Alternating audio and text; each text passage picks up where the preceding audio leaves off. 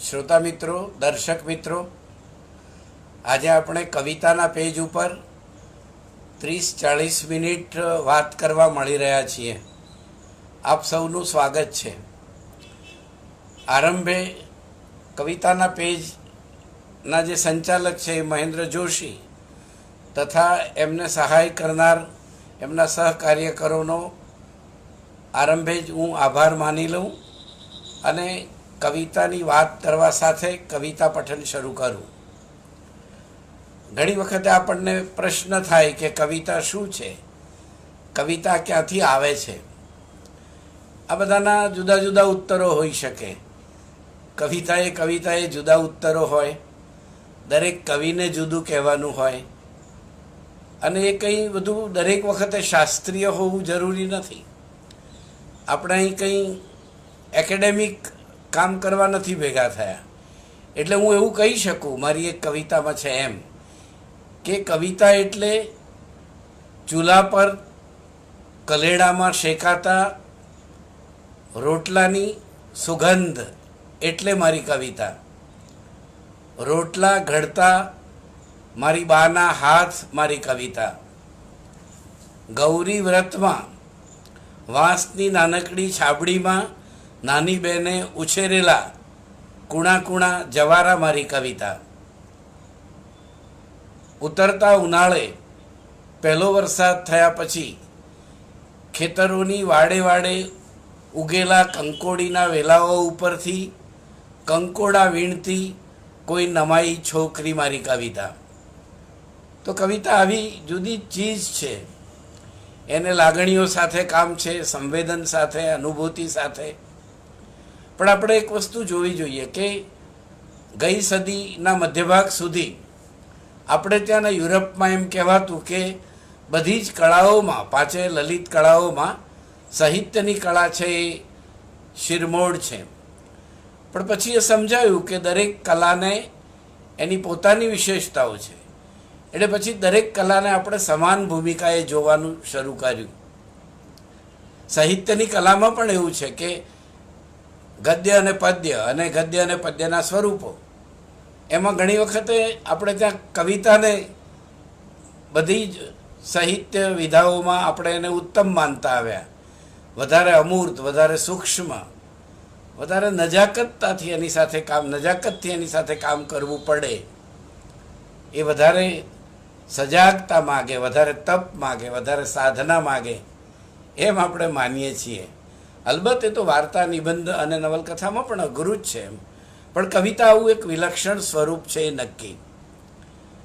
જુઓ, આ એક કવિતા ક્યાંથી આવી? તો કેટલા બધા વર્ષોથી પંખીઓ તો જોઈએ જ છીએ, પણ ઘર પાસેના બગીચામાં રોજ સવારે જાઉં અને અનેક પંખીઓને સવારે ગાતા સાંભળું. ત્યાંથી આવીને હિંચકે બેસું, પંખીઓ માટે થોડી ચણ નાખું, રોટલી ભાખરીનો ભૂકો નાખવું અને પછી નિરાંતે બેસું. અને પછી કાબર આવે, લેલા આવે, દહિયાડ આવે, પીળક આવે, બધા જ આવે. શરમાળ એવી કોયલ પણ કોઈ દિવસે આવી ચડે અને ખિસકોલી પણ હોય. આ બધા પંખીઓને જોતો રહેતો. એ ગાળામાં એક ઘણા વખત પછી એક કાવ્ય આવેલું. તે કાવ્યથી શરૂઆત કરીએ આપણે. પંખીઓ ગાય છે, પંખીઓ ગાય છે કે તો મારા માટે ગાય છે, કે પંખીઓ ગાય છે ને થાય છે કે તો મારા માટે ગાય છે, બાકી તો પડછાયા આવે ને જાય છે. પંખીઓ ગાય છે તો અજવાળું થાય છે, બાકી તો અંધારે સગળું લીપાય છે. પંખીઓ ગાય છે. કોઈ કહે છે કે પંખી તો ઝાડ માટે ગાય છે. કોઈ કહે છે કે પંખી તો ઝાડ માટે ગાય છે, એટલે તો કૂપળની કળી બની જાય છે. કોઈ કહે છે કે પંખી તો પાડ માટે ગાય છે, એટલે તો કાળમીંડ ડૂમો પણ ખળખળતું ઝરણું થઈ જાય છે. પંખીઓ ગાય છે. કોઈ વળી કહે છે કે પંખી તો માટીની મોજ સારું ગાય છે, માટીની મોજ સારું ગાય છે ને એટલે તો કોળેલું તરણું પણ મોલ ભર્યું ખેતર થઈ જાય છે. પંખીઓ ગાય છે. સાચું પૂછો તો ભાઈ પંખીઓ મરમરતી મોસમ થઈ જાય છે, પંખીઓ ગાય છે ને આપણા તો 32 કોઠામાં દીવાઓ થાય છે, પંખીઓ ગાય છે. થોડી અછાંદસ કવિતાઓ હું વાંચીશ, કેમ કે આપણે ત્યાં આજકાલ ગઝલો વધારે વંચાતી હોય છે, એ પણ છે, પણ હું એ ભાગ્યે જ વાંચીશ. અછાંદસ અને લયબદ્ધ કાવ્યરચનાઓ વાંચીશું આપણે. આવડત. વૃક્ષો ક્યાં કદી કોઈને પૂછે છે કે મોટા થવાનું કેવી રીતે? વૃક્ષો ક્યાં કદી કોઈને પૂછે છે કે મોટા થવાનું કેવી રીતે? કૂંપળને હસતા ને કળીને ખીલતા આવડી જાય છે આપમેળે. તડકામાંથી રંગો ને માટીમાંથી મહેક બનાવતા ફૂલોને ફાવી જાય છે સહજ. દુર્ગમ પહાડો કૂદતું ને અજાણ્યા વનવગડા વટાવતું ઝરણું શોધી લે છે પોતાની નદી. નદી પૂછતી નથી દરિયાની દિશા, દરિયાની સમજણ અને શાણપણ રાખે છે અવનીની આમન્યા. કોઈનાએ વર્ગો ભર્યા વગર પંખીઓ ગાય છે ઋતુ ઋતુના રાગ. પહાડોમાં શિલ્પો કંડારતો પવન પોતે જ વાંસળીમાં સ્વર બનવાનું જાણી લે છે. જાતે જ પ્રકૃતિ ભણે છે પોતાના પાઠ. અનિષ્ટને બાળીને અગ્નિદેવ બને છે. અનિષ્ટને બાળીને અગ્નિદેવ બને છે આપમેળે. બધું જ શીખવાડ્યા છતાં એક માણસને જ નથી આવડતું માણસ બનતા. બધું જ શીખવાડ્યા છતાં એક માણસને જ નથી આવડતું માણસ બનતા. એક સાવ ગ્રામીણ પરિવેશની રચના, દુઃસ્વપ્ન. ગામ પાછું સપનામાં આવ્યું છે. ગામ પાછું સપનામાં આવ્યું છે. હવડ કૂવામાંથી નીકળેલી રાતે મૂઠ મારીને ગામને પથ્થર કરી દીધું છે. અંધારાએ મારી આંગળી પકડી લીધી છે. હાથમાં દીવા લઈને પાદરના વડ નીચે રાતી પીળી બાંધણીઓ પહેરી જોગણીઓ રમે છે. આંબલીના પોલા થડમાંથી સજી ધજીને વર્ણાગી વંતરી બહાર નીકળી છે. પડછાયા એનો પહેરો ભરે છે. પડછાયા એનો પહેરો ભરે છે. સન્નાટો શેરીમાં સભા ભરીને બેઠો છે.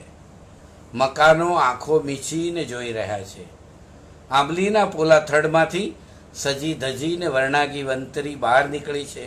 પડછાયા એનો પહેરો ભરે છે. સન્નાટો શેરીમાં સભા ભરીને બેઠો છે. મકાનો આંખો મીચીને જોઈ રહ્યા છે. વચલા ફળિયાના પીપળ ચોરે દેવલોક પામેલા ભાભાઓ પડછાયા પહેરીને ગુપચુપ બેઠા છે. જાવલી ડાકણ કોઈનું કાળજું રાંધીને હમણાં જ ખાવા બેઠી છે. અને રમઝુડા ભુવાએ ધૂણીને છેવટે લંગડા ભૂતને ગાગરમાં પૂર્યો છે. અંધારું મને નેળિયા બહાર લાવે છે. કાળો પાડો મુખીનું ખેતર ચરે છે. ઘોડાના ડાબલા ગાજે છે અચાનક. ગામ છેવાડે કોઈ મરણપોક મૂકે છે. હું જાગી જાઉં છું પરસેવે રેબ જે. ગામ પાછું સપનામાં આવ્યું છે. આવી જ એક બીજી સ્વપ્નની કવિતા. બહુ આશ્ચર્યની વાત છે કે પિતાજી 2005માં ગુજરી ગયા અને હતા ત્યારે કંઈ જાજુ મળવાનું નહોતું થતું. પણ અત્યારે કોઈ પણ અઠવાડિયું કે માસ એવો નહીં જતો હોય કે પિતાજી સ્વપ્નમાં ન આવ્યા હોય. કવિતા ક્યાંથી આવે છે અને કેવા કેવા રૂપે આવે છે. અછાંદસની બહુ મજા હોય છે. એના આરોહ અવરોહ, એનો ભાવલોક, એની છટાઓ, એમાં આવતી વર્ણ સગાઈ, એના અંતરપ્રાસ અનુપ્રાસ, એની પણ બહુ મજા આવે છે એમ. અને આ કવિતા પણ સહજ રીતે જેની રીતે અંદરથી ધક્કો આવે ને જ આવતી હોય છે. પિતાજી સ્વપ્નમાં આવે છે. કવિતા. ખાલી ખાલી ખાટલાઓથી ભરેલી, ખાલી ખાલી ખાટલાઓથી ભરેલી સુમસામ પડસાળ વચ્ચે એકલા બેસીને કોઈની વાટ જોતા પિતાજી સ્વપ્નમાં આવે છે. ગામ જવાની હઠ હજી એટલે છૂટતી નથી. પિતાજીએ ઉછેરેલા આંબા હવે ફળતા નથી. ઝાંખી પાંખી સ્મૃતિ જેવા એ ઊભા છે, હજી એ ઊભા છે. પિતાજીની વાટ જોતા ખાલી ઘર.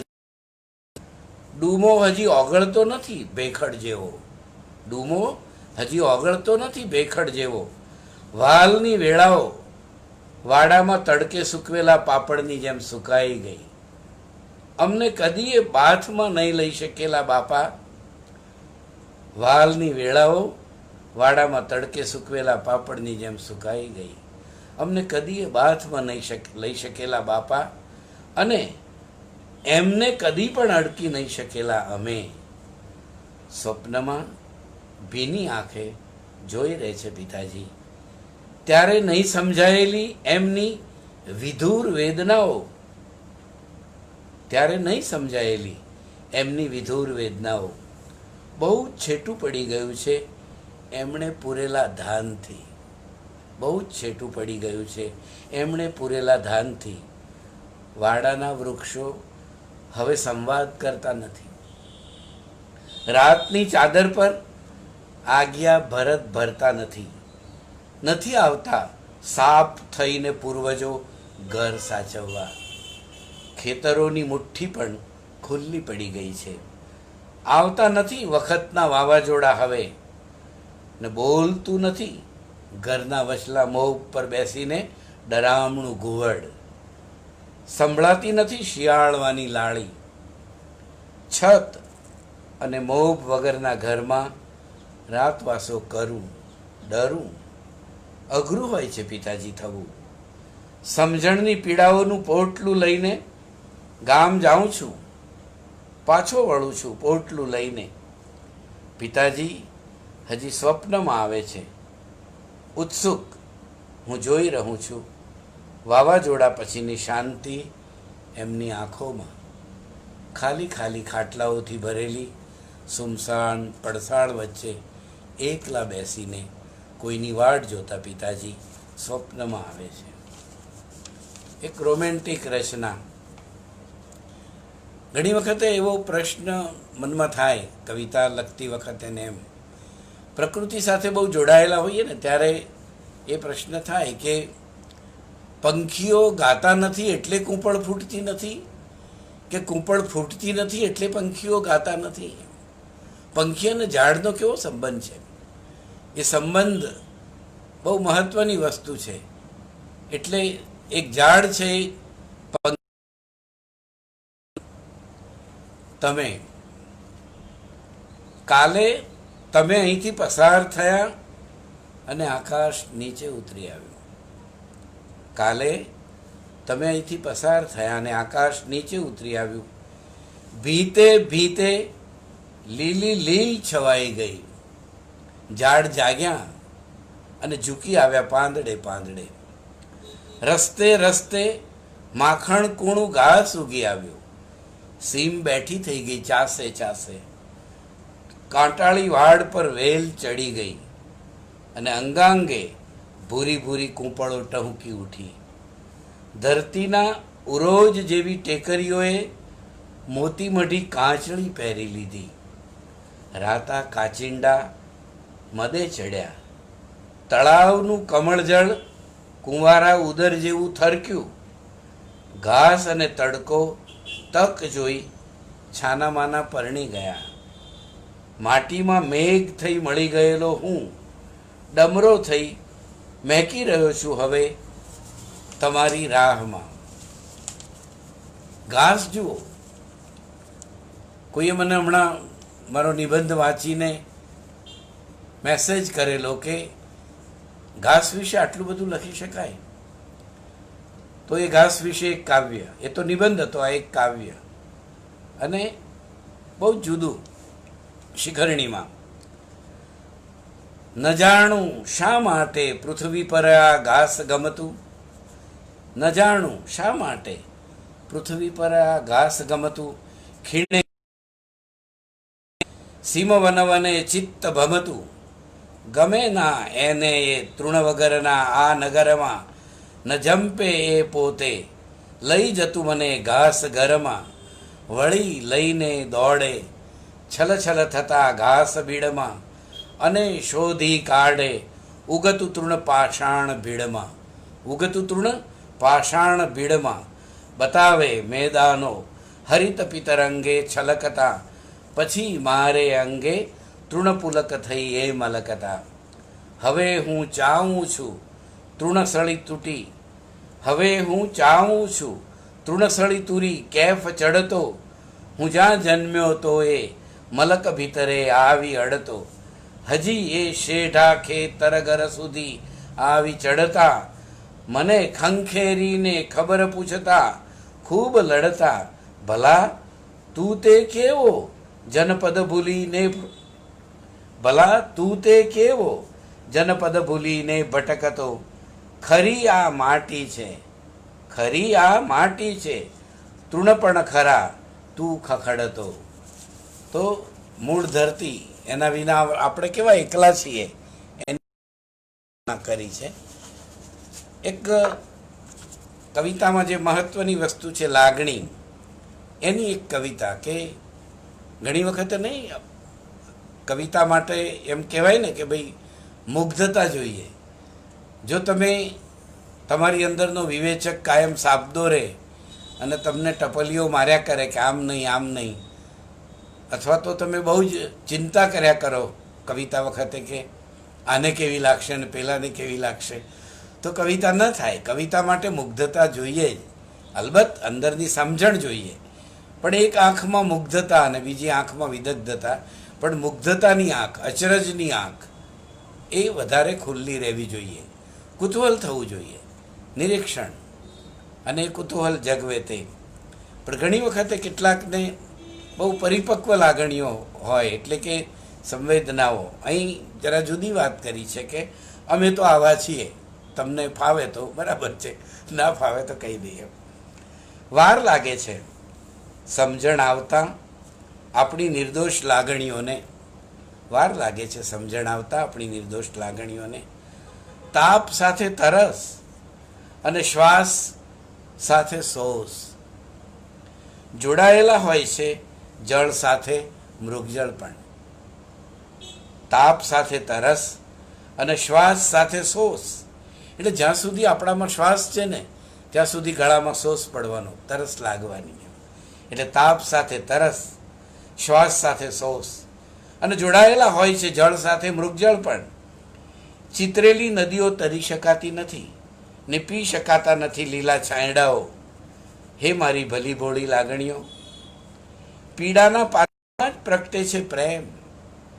કૂંપળ ફૂટાડે છે ઋતુરાજ, પણ પાનખરનો રથ કદી રોકાતો નથી.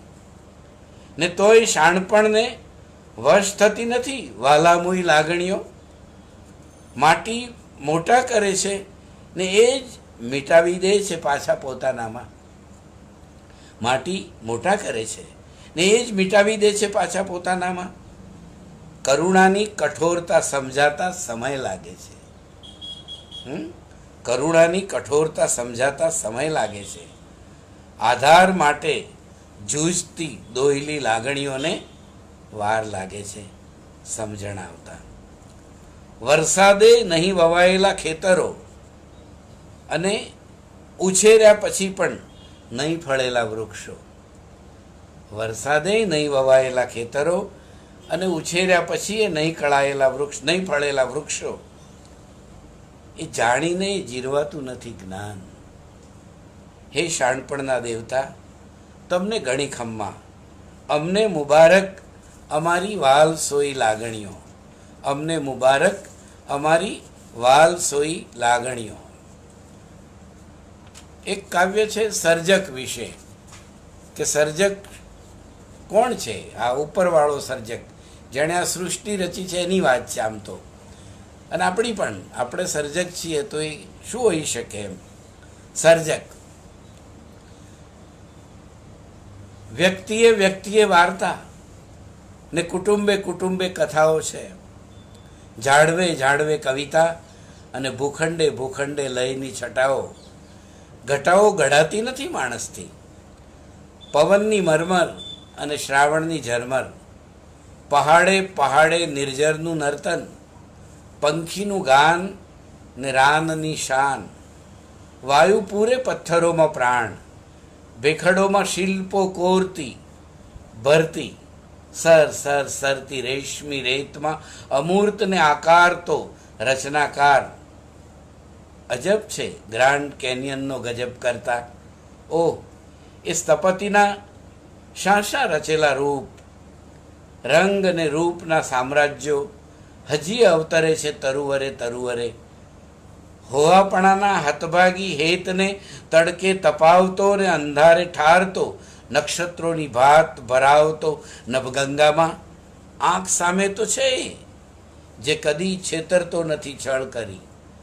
આંખ સામે તો છે જે કદી છેતરતો નથી છળ કરી. એને આવડે છે રચનામાં જ અદૃશ્ય થતા. ઝાડનો રચયિતા ઝાડમાં કેવી રીતે છુપાઈ ગયો છે. જે કદી છેતરતો નથી છળ કરી. એને આવડે છે રચનામાં જ અદૃશ્ય થતા. એ કદીએ દાવો કરતો નથી સર્જક હોવાનો. અને આપણે 4 લીટી લખી એફબી પર મૂકી અને દાવો કરીએ છીએ સર્જક હોવાનો. કેવું બદલાઈ ગયું છે. એક અવતાર ઓછો પડે સર્જક થવામાં. જે કદી છેતરતો નથી છળ કરી. એને આવડે છે રચનામાં જ અદૃશ્ય થતા. એ કદીએ દાવો કરતો નથી સર્જક હોવાનો. જે હોય છે એ તો હોય છે સદાય મૌન. જે હોય છે એ તો હોય છે સદાય મૌન. દીકરાઓ અમેરિકા છે તો અમેરિકા જવાનું થાય. ત્યાં તો ઘણી પ્રકૃતિ છે, દેખીતું છે. યુરોપને બધામાં આપણા જેટલી જ આપણે ઘણી પ્રકૃતિ છે. ભારતમાં તો છતાં શું જુદું લાગે છે તે જુઓ તમે. કવિને કયો અનુભવ થાય છે તે. દેશ વિદેશ, હા ત્યાં પણ એ જ છે. એ જ ને માટી પણ એ જ રસાળ કસાળ. ને તોય લાગણીઓ મૂળ નાખતી નથી. પૃથ્વી કેમ પરાઈ લાગે છે અહીં પશ્ચિમે. ધૂળ વાલી લાગતી નથી વિદેશમાં કેમ. આબોહવાને અલગ કુળ હોય છે શું. સીમ વગડો ને માટીની એ મીઠી સુગંધ ક્યાં છે અહીં. સીમ વગડો ને માટીની એ મીઠી સુગંધ ક્યાં છે. ક્યાં છે મારી માનો એ ખેતરાઉ ચહેરો. ક્યાં છે મારી માનો એ ખેતરાઉ ચહેરો. પૃથ્વી માનો ખેતરાઉ ચહેરો. એમ કુંવારા કોડ જેવું હરિતમ ઘાસ અને કોમળ ચંદન તડકો ગમે તો છે, પણ દોડીને બાથ ભરી લેવા કે આળોટવા મન ઉછળતું કૂદતું નથી કેમ. ફરીથી કુંવારા કોડ જેવું હરિતતમ ઘાસ, કોમળ ચંદન તડકો ગમે તો છે, પણ દોડીને બાથ ભરી લેવા કૂદતું નથી કેમ. જોઉં છું ઉજળા રૂપાળા ગમતા ચહેરાઓ, પરંતુ ચાહ્યાનું વિસ્મય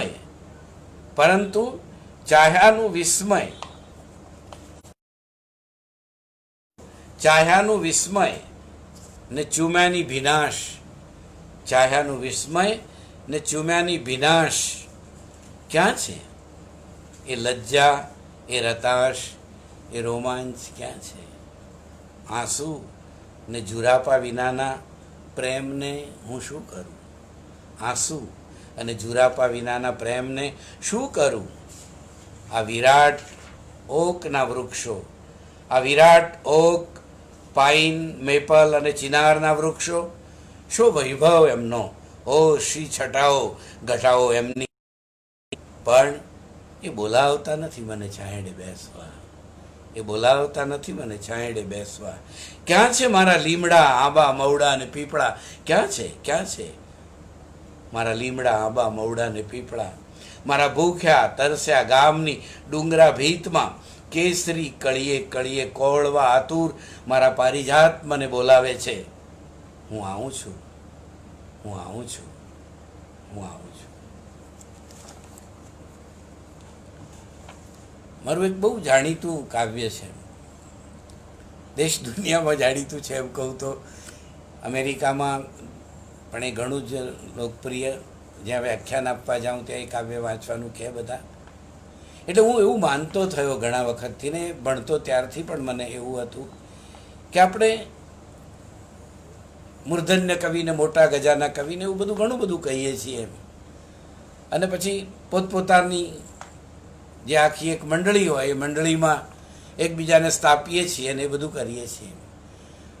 પણ મારી એક જ શરત હું મારી જાત સાથે કે મારા વિદ્યાર્થીઓ સાથે કહેતો હું છું, તે એ છે કે ગુજરાતી પ્રજાની વચ્ચે, થોડી પ્રજાની વચ્ચે, જે ભણેલી કે જે થોડી રસ લેતી હોય એ પ્રજા વચ્ચે, જેને જે કવિનું એક બે કાવ્ય પણ લોકો જાણતા હોય અને તરત થાય કે હા, ઓ આ તો કલાપીનું કાવ્ય, બરાબર.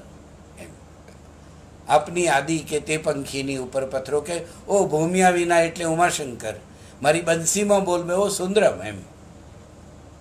એવા એક કાવ્યથી જાણીતો કવિ સુરેશ જોશીનું પણ એક કાવ્ય મૃણાલ તો ખરું જ, પણ કાલે કદાચ હું નહીં હોઉં અને સૂરજ ઉગે તો કહેજો, એમ. તમે જોશો કે આપણા આવા કેટલા બધા કવિઓ છે કે જેમની આવી એક બે રચનાઓ ન ભણ્યા હોય એ માણસોની પાસે પણ હોય, અને આપણે જેમને બહુ મોટા કવિઓ માનતા હોય એમની એક બે રચનાઓ પણ અનેક લોકોને ખબર જ ન હોય એમ. એટલે પહોંચવું, માત્ર કવિતા કરવી એમ નહીં મિત્રો, આપણી જવાબદારી છે, દરેક કવિની એ જવાબદારી છે કે એની ભીતરમાં ઉતરીને એ જે ખોજ કરે છે એ બીજાની ભીતરમાં પણ પહોંચવાનું એને છે એમ. એટલે હું મારી ભીતરમાંથી જે લાવું એ બીજાને પહોંચે ને એને એમ થાય કે આ તો મારી વાત છે, આ બીજા કોઈની વાત છે, મારી પણ વાત છે. 1996-97ના વર્ષોમાં એક નાની ઘટના બનેલી કે હું 5-7 વર્ષ સમાજમાં ન જઈ શકું, એટલે કે ઘર ગામ ન જઈ શકું. એ વિગતમાં નથી જતો, એ ગાળામાં જ ભૂસાતા ગ્રામચિત્રોના નિબંધો લખાયા. એક વખત એ વિસ્તારમાંથી પસાર થતો, તમે વિચારો કે તમારું ગામ સામે દેખાતું હોય, નદી દેખાતી હોય, તમે પસાર થતા હો અને તમે ન જઈ શકો તો કેવી પીડા થાય. એ પીડા એક જુદા રૂપે પછી એ કાવ્ય તો જુદી રીતે આવ્યું, પણ એ અનુભવ થયો જે દિવસે, એના બીજા દિવસે જે કાવ્ય લખાયું તે મારું બહુ જાણીતું કાવ્ય, જે કાવ્યથી હું જાણીતો થયો એ કાવ્ય તે ગામ જવાની હટ છોડી દે. કાવ્ય તો વાત કરે છે ગામડા ઉપર થયેલી યંત્ર સંસ્કૃતિની, એક આક્રમક મુદ્રાની. યંત્ર સંસ્કૃતિએ ગામડા ભૌતિકતાવાદ ત્યાં પણ પહોંચ્યો, વાત એની છે. પણ ઘણા વખત ન જવાયું, ગામમાં નથી જવું, જવાય છે, જવા મન કરે છે ને નથી જવાતું, તો બીજું મન ટપલી મારીને કહે છે કે બેસ હવે ત્યાં કશું નથી રહ્યું. આ કેવું ખોટું આશ્વાસન છે. આપણને તો આપણું જે છે તે ગામ ગમે છે. તો એ કાવ્ય હું તમારી સામે રજૂ કરું, પછી બીજા થોડા કાવ્યો વાંચીશું. એટલે ખાસ રચનાઓ રહી ન જાય એવો મારો એક ઉપક્રમ છે તમારા સુધી પહોંચવાનો. કે બાની સાથે ગયું બાળપણ, ગામ જવાની હટ છોડી દે. બાની સાથે ગયું બાળપણ ને વસ્તી વચ્ચે વિસ્તરતું રણ, ગામ જવાની હટ છોડી દે. બન્યો ડેમ ને નદી સુકાઈ, ખેતર વૃક્ષો ગયા કપાઈ, ગામ જવાની હટ છોડી દે. આંબા રાયણ મવડા ક્યાં છે, ગામ જવાની હટ છોડી દે. આંબા રાયણ મવડા ક્યાં છે, નોંધારી ટેકરીઓ ત્યાં છે, ગામ જવાની હટ છોડી દે. અને ચોરો તૂટ્યો ગયા પાળિયા, ચોરો તૂટ્યો ગયા પાળિયા, નથી ગોખલા બચા આળિયા, ગામ જવાની હટ છોડી દે. અરે તું ગામમાં જઈશ તો તને કોઈ ઓળખશે નહીં એમ. પાદર રસ્તા નામ પૂછશે, ગામ જવાની હઠ છોડી દે. અરે પાદર રસ્તા નામ પૂછશે, કોનું છે ભાઈ કામ પૂછશે. ગામ જવાની હઠ છોડી દે. ચોરો તૂટ્યો ગયા પાળિયા, નથી ગોખલા બચાળિયા. ગામ જવાની હઠ છોડી દે. ગયા શોભતી નારઈ શાળા, બધા લોક શીખ્યા સરવાળા. ગામ જવાની હઠ છોડી દે. અરે વાત વાતમાં દુઃખ લાગશે, ગામ જવાની હઠ છોડી દે. રસ્તા પાદર નામ પૂછશે, ગામ જવાની હઠ છોડી દે.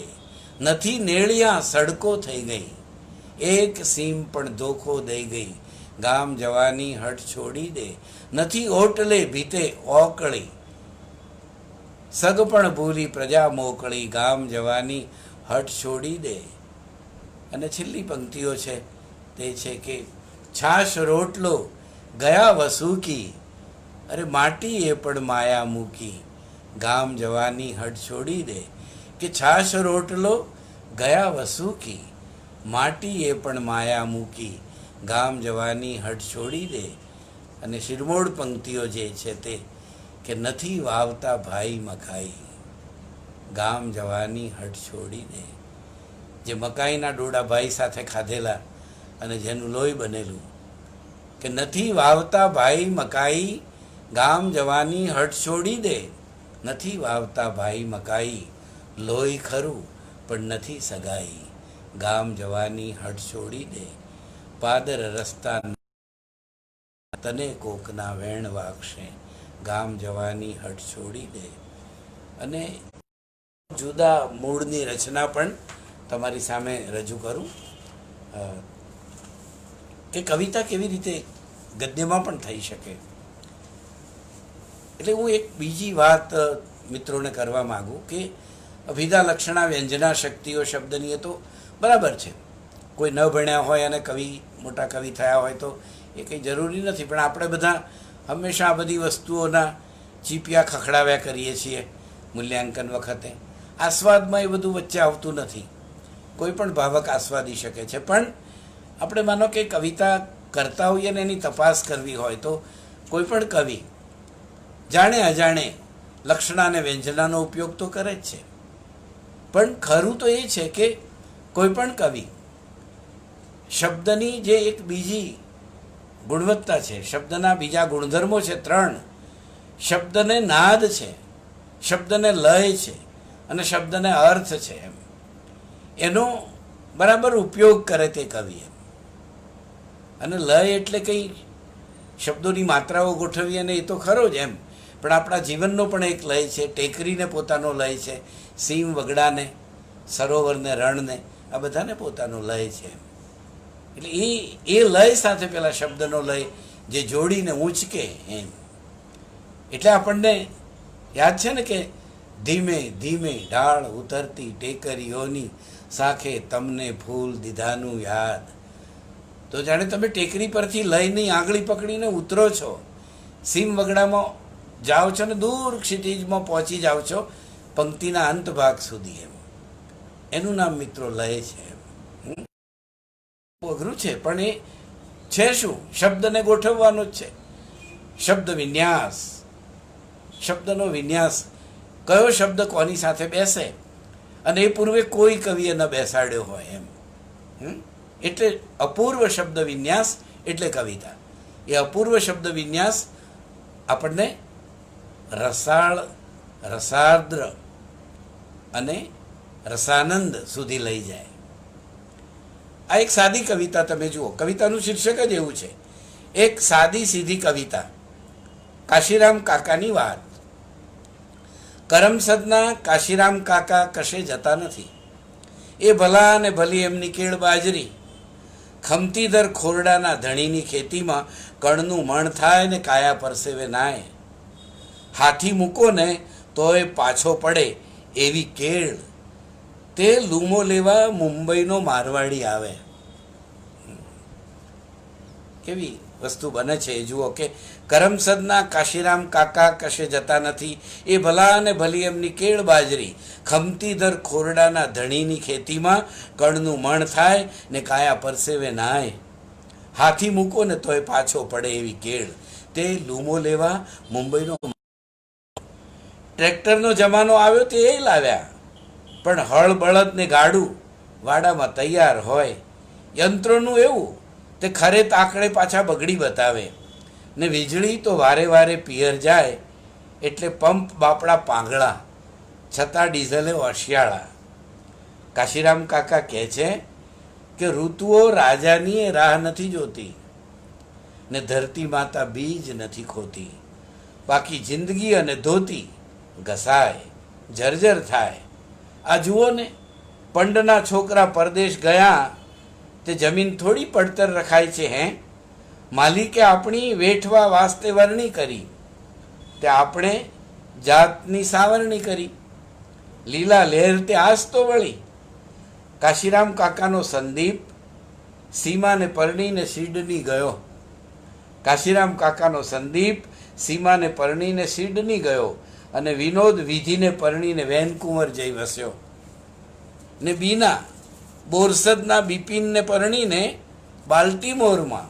હા, બાબરીને બાધા માટે બધા 2 વર્ષે આવે, પણ બાજરીનું ખેતર તો બાધરે જ સાચવવાનું.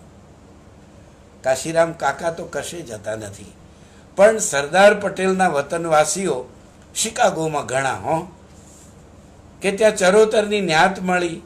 આરતી અને પ્રસાદ પછી નક્કી થયું કે લાવો ત્યારે વતનની સેવા કરીએ, કાશીરામ કાકાને તેડી અને સન્માન કરીએ.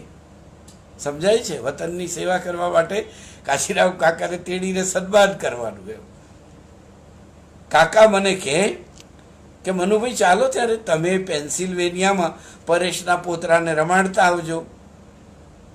એને મોટા હોલમાં મેળાવડો થયો.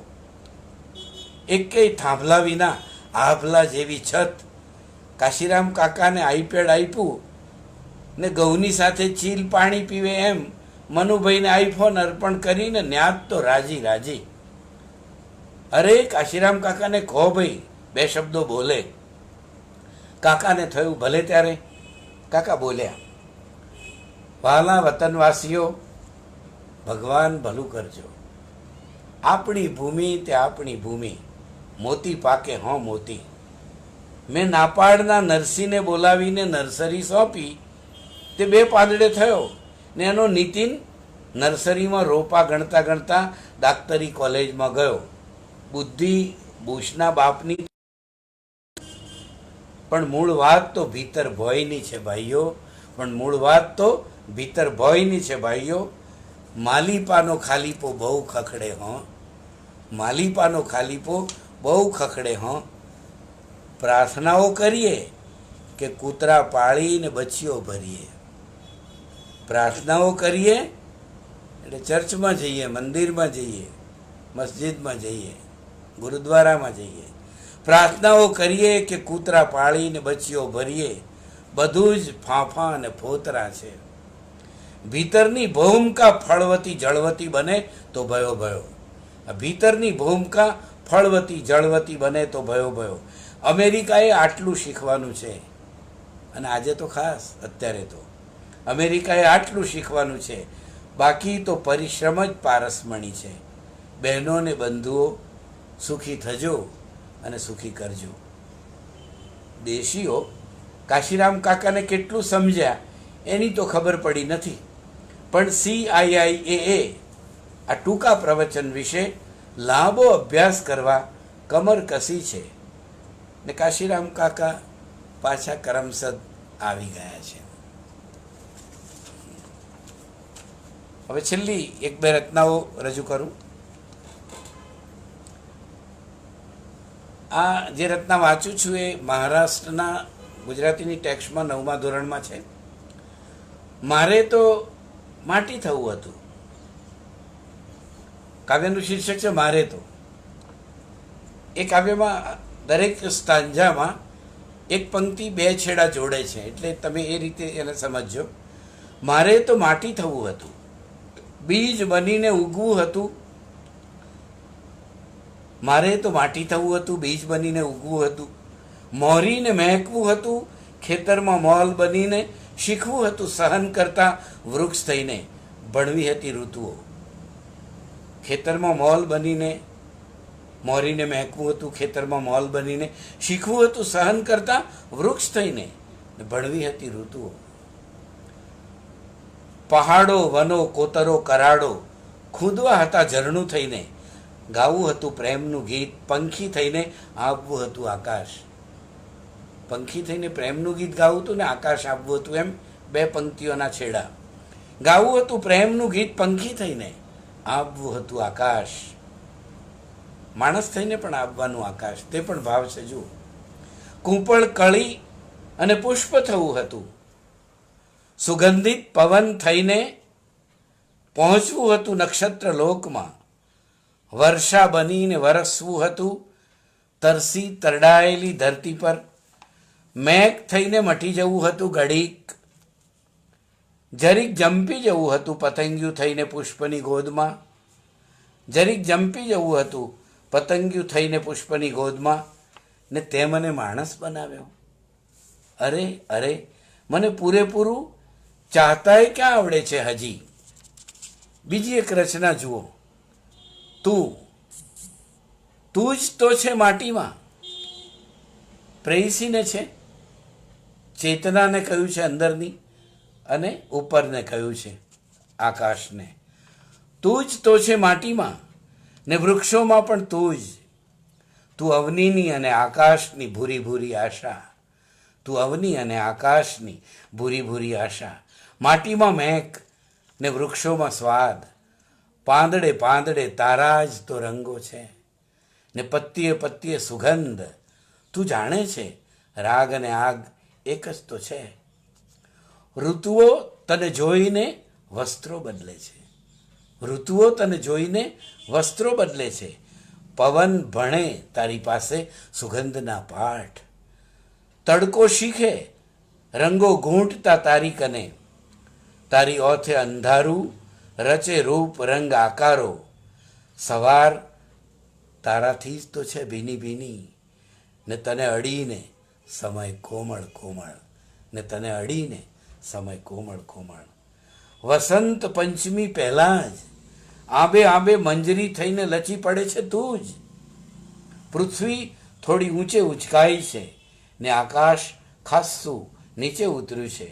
હું આટલો સમૃદ્ધ અને પ્રસન્ન કદીએ નહોતો અવની અને આકાશ વચ્ચે.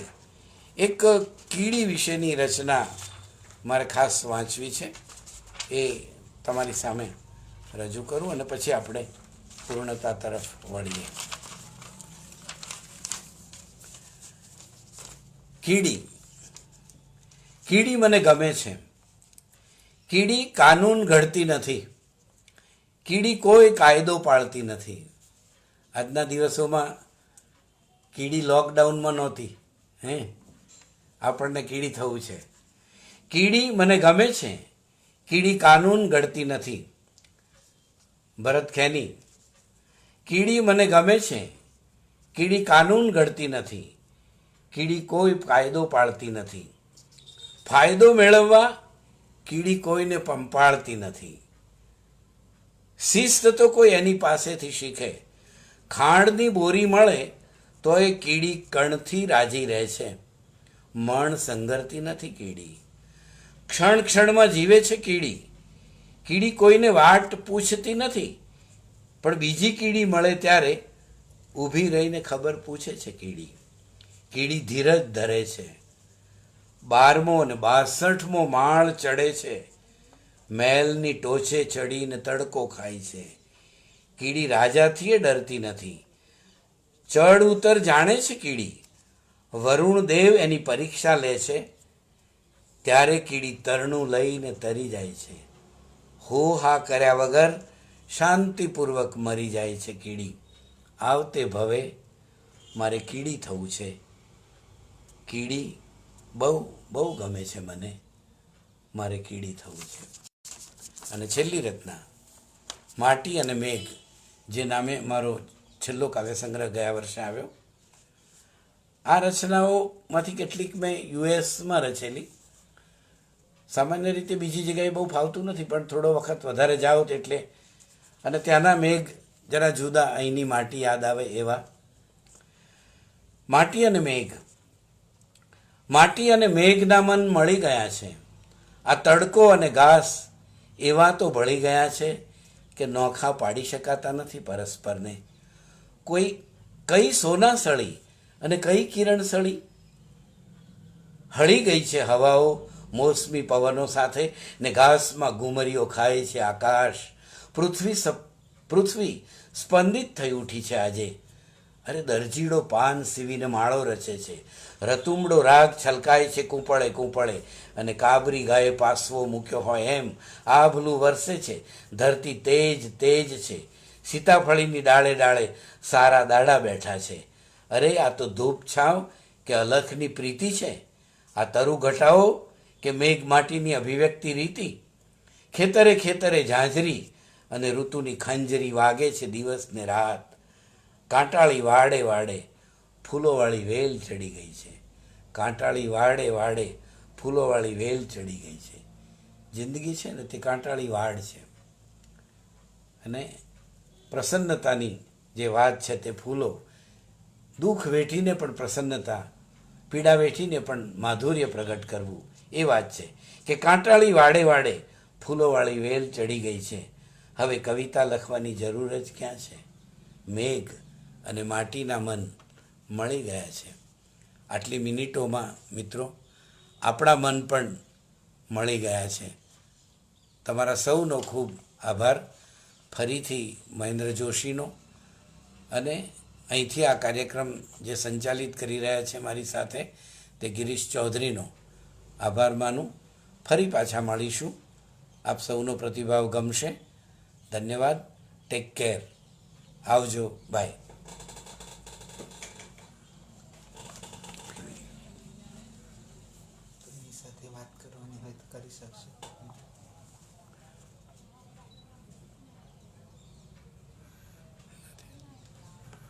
મહેન્દ્રભાઈ વાત કરી લઈએ. થઈ ગયો સમય તો થઈ. કાવ્યો ઓછા એટલે વાંચ્યા કે વાતો થઈ, મજા આવી. हाँ जी सर, फिनिश कर. हाँ.